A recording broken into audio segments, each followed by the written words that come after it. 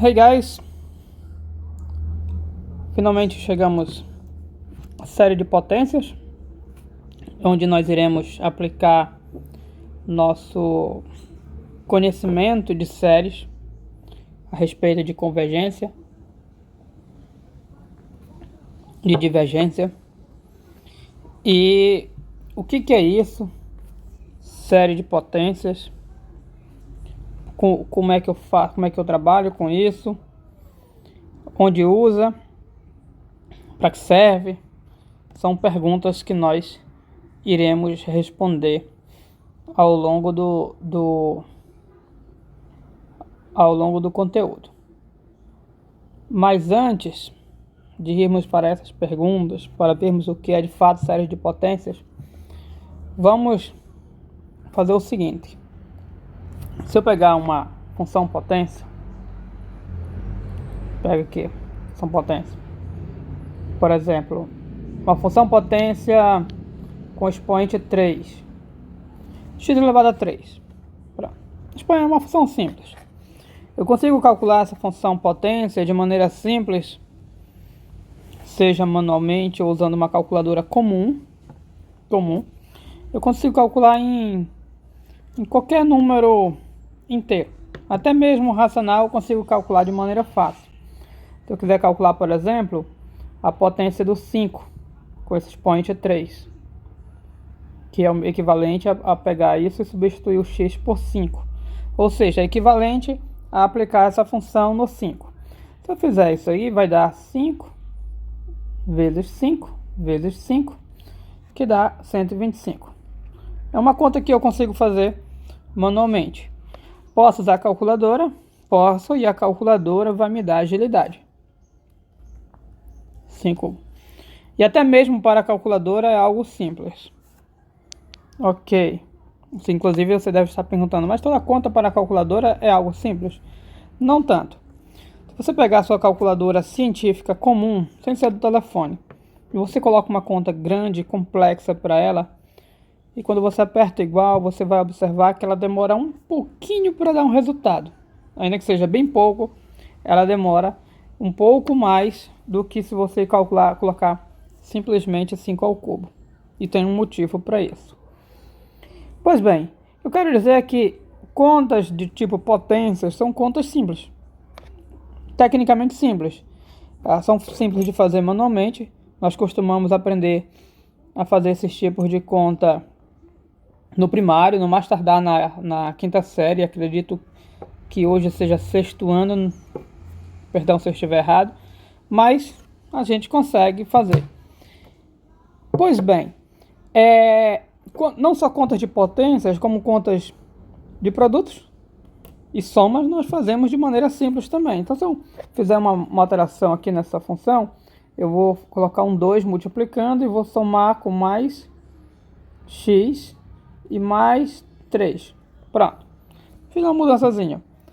Então eu tinha uma potência, agora estou multiplicando por um número, aqui eu tenho mais uma soma adicional, mais outra soma. Uma parcela adicional. Pois bem, são contas que continuam sendo simples. A gente continua conseguindo fazer tranquilo. Se pegar uma multiplicação um pouco mais elevada, vamos assim dizer, eu quero multiplicar 235 vezes, vou colocar o x de vezes, que é tudo número, vezes 729,1. É uma conta que, se formos fazer manualmente, vai dar trabalho, mas é uma conta simples. Claro, vai dar um trabalho. E a gente pode usar a calculadora. A calculadora possa obter o resultado que para a calculadora continua sendo simples. Ou seja, contas que envolvem as 4 operações, as 4 não, as 2, vamos colocar soma e multiplicação, até mesmo a divisão, subtração, e são incluindo potência está dentro da multiplicação, são contas tecnicamente simples. Agora, o cenário muda um pouco se eu vier para isso aqui. Se eu vier para calcular, por exemplo, a função seno. Vamos calcular o seno de 2,8. Eu não preciso complicar muito, não. Seno de 2, por exemplo. Aqui já muda. Como é que eu faço essa conta manualmente? Manualmente a gente não aprende essas técnicas lá no primário. Aliás, nem no ensino médio nós aprendemos. Que, aliás, nem até o presente momento nós temos ideia de como fazer essa conta. Então isso aqui eu recorro à calculadora. E mais, já não é mais calculadora qualquer. Enquanto estávamos nas 4 operações, eu poderia usar uma calculadora comum, não precisa ser científica. Mas do momento que eu introduzo o seno, que aqui para ele é sin, 2, eu preciso recorrer a uma calculadora. Que radianos, tá, guys? Vamos continuar a considerar radianos. Seno de 2 radianos é aproximadamente igual a 0,9. Tá aqui, calculadora resolveu. A calculadora. Nós não. Então, a grande questão é como é que a calculadora faz essas contas? Esse é o nosso primeiro questionamento. Porque se a calculadora executa, se ela faz esse cálculo, é porque ela tem um processo por trás. Então tem todo um processo que faz com que a calculadora chegue a esse resultado para nós. E para a calculadora ter esse processo, uma vez que ela foi feita por mãos humanas, é porque foi ensinado a ela, foi dado instruções de como ela fazer. Os sistemas, eles não são auto-independentes, vamos assim dizer. As instruções, todo o processo que é feito por computador, seja o que for, por computador de modo geral, por processadores, é porque foi introduzido instruções ali. E as calculadoras podem ser científicas, possuem um processadorzinho com instruções para efetuar as contas. Nesse caso aqui é um app. O app possui instruções para mandar para o processador do aparelho, que vai executá-las de modo a fazer essa conta. Ou seja, houve uma introdução de instruções ao nosso aplicativo, à nossa calculadora. E quem introduziu essas instruções que não foi a própria máquina que criou, só foi introduzida por alguém, por um grupo. O que significa que existe uma maneira de calcular manualmente. E a partir dessa maneira você introduz essas instruções. Você chega lá e diz para a calculadora: olha, calculadora, para você calcular isso, você vai fazer isso, isso, isso e isso. E esse será um dos nossos objetivos desse novo conteúdo. Como calcular essas funções, mesmo que elementares, porém mais complexas, de maneira manualmente.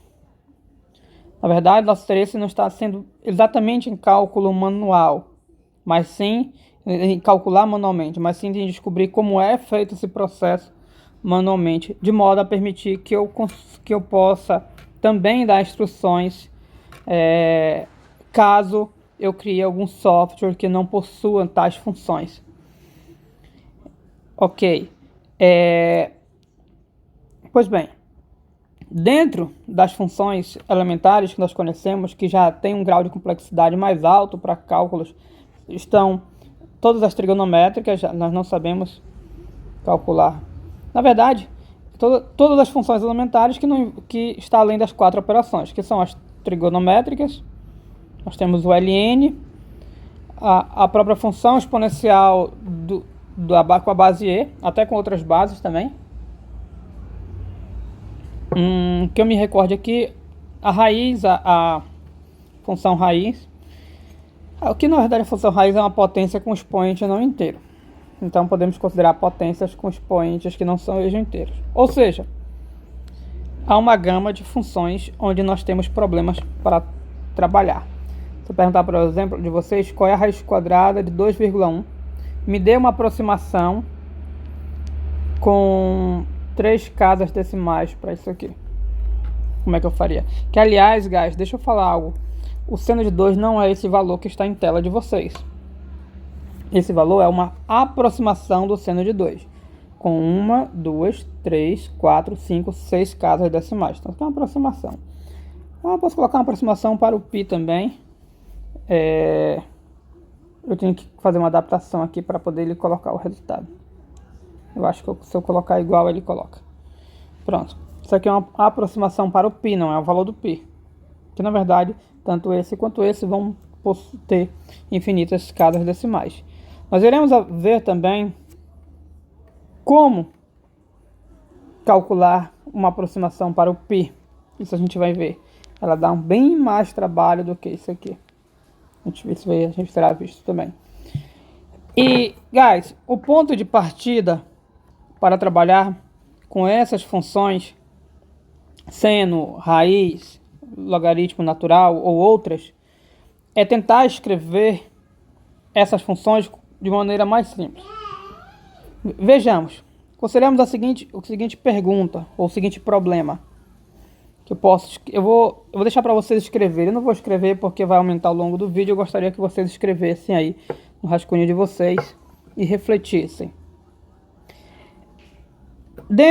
A pergunta é a seguinte: dentro das funções elementares um pouco mais complexas, é possível escrevê-las de maneira mais simples? Essa é a pergunta. Anotem aí, se não ouviram direito, voltem o vídeo para poder escrever. Então, relacionado a essa pergunta, nós temos, por exemplo, a função seno de x. Será que tem uma maneira mais simples de escrever a função seno? Como assim mais simples? Uma maneira em que eu consiga fazer um cálculo. A função raiz. E aí, guys, nós temos uma coisa muito interessante nesse sentido. O vídeo vai ficar um pouco mais longo, não era para ficar, mas eu não quero cortar o pensamento. Então vou fazer aqui eixos tortos, tá, guys? Para ficar torto, eu só quero mostrar uma filosofia. O gráfico da função seno é algo assim, tá muito torto, Também não vamos exagerar, né? É algo assim o gráfico da função seno. Ele vai tendo essa oscilação, sobe, desce, sobe, desce, sobe, desce, sobe, desce, sobe, desce. Se a gente pegar um gráfico, olha que interessante. Se eu pegar, vou dar um zoom no gráfico da função seno, eu vou pegar um pedacinho dele. Vou cortar aqui. E vou fazer um corte aqui. Aí, inclusive eu vou usar essa borracha aqui. Um corte aqui e um corte aqui. Vamos dar um...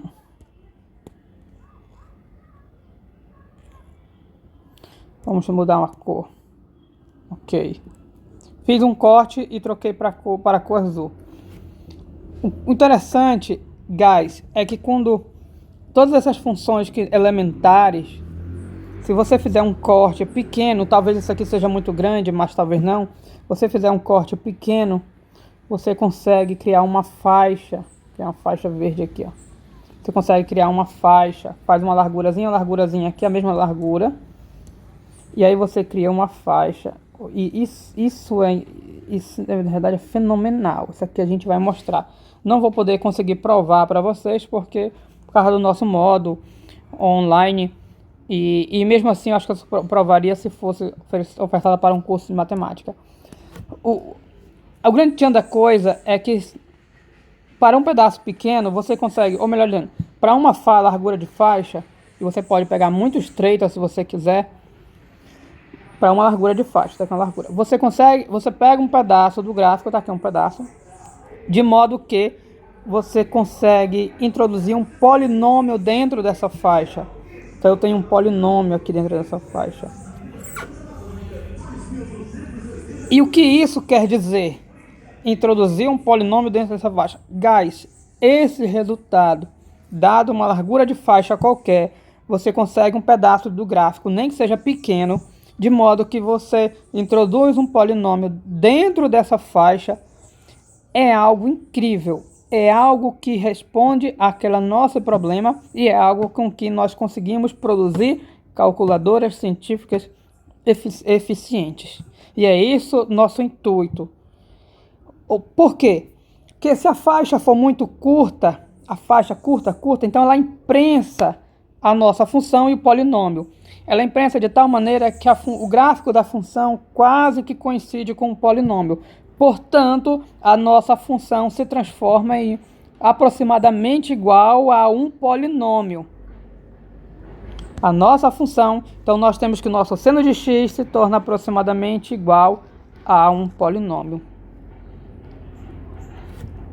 Um polinômio. E um polinômio, guys, é isso aqui, ó. Isso. Polinômio é soma de potências de funções com algumas perturbações. Perturbações são esses números multiplicandos. Isso é um polinômio, soma de potência de funções com algumas perturbações. E para uma calculadora ou para cálculos manuais, fazer uma conta aqui é muito mais simples do que fazer uma conta aqui. Aqui eu sei fazer manualmente ou agilizando por uma calculadora comum. Aqui eu não consigo fazer com a calculadora comum, eu não consigo fazer manualmente. Aqui eu não sei, aqui eu sei. Eu sei fazer conta em polinômio, eu não sei fazer conta em seno. Mas do momento que eu tenho esse resultado, eu sei de uma coisa. O meu seno eu posso aproximar por um polinômio. Então, via essa aproximação, eu tenho esse resultado. Via essa aproximação, vocês conseguem visualizar esse resultado em tela. Esse resultado em tela que vocês visualizam é através de um cálculo feito por polinômios. E isso é feito devido a essa faixa aqui. E nós vamos fazer toda a construção teórica para nós chegarmos nessa faixa. E depois da construção teórica, nós vamos ver na prática como é que se executa. Por isso, haverá uma necessidade de muita atenção às aulas, muita mesmo.